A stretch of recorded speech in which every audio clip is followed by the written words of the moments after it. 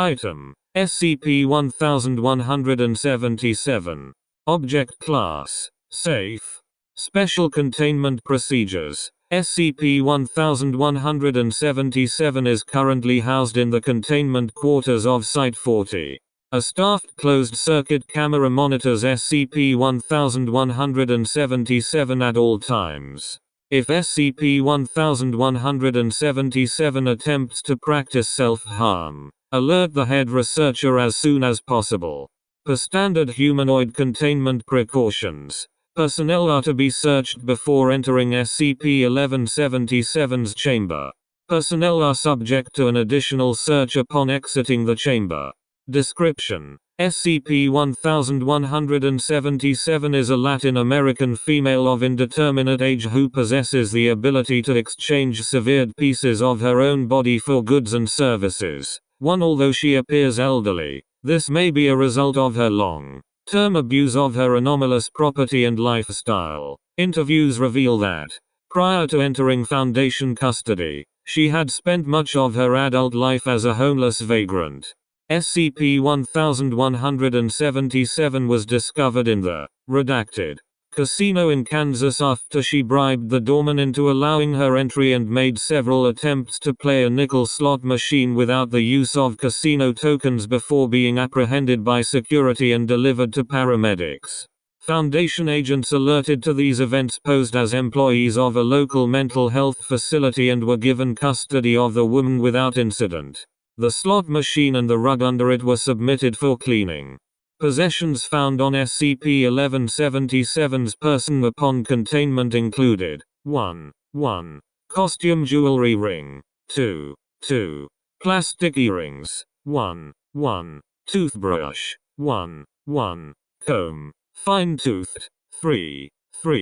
Empty wrappers belonging to the redacted fast food chain. 2. Instant lottery tickets, scratched off, with no redemption value. 1.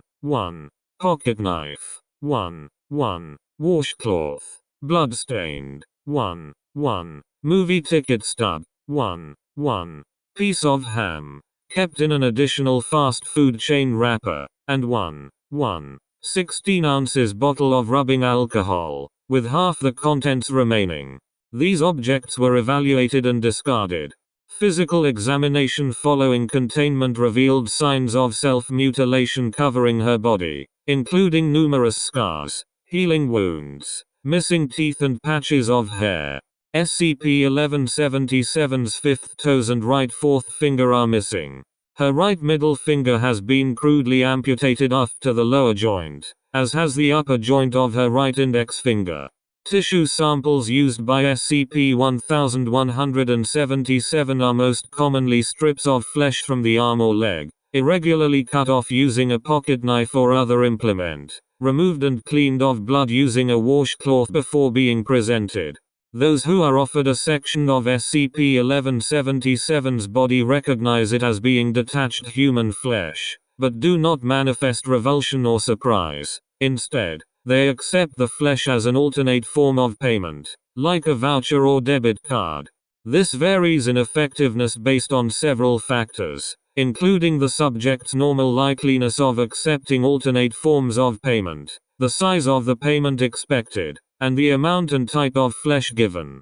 Incident Log 07-41177.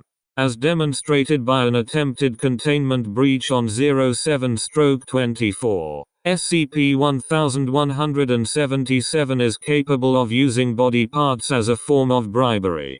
During food delivery, the woman gave the attendant, redacted, which she had apparently gnawed off without detection, in exchange for release from containment quarters.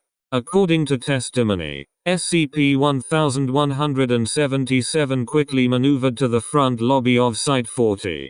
The woman borrowed a pair of scissors from the receptionist before attempting to exit, failing, and requesting that the front doors be unlocked. The desk attendant denied the request and called for a security officer.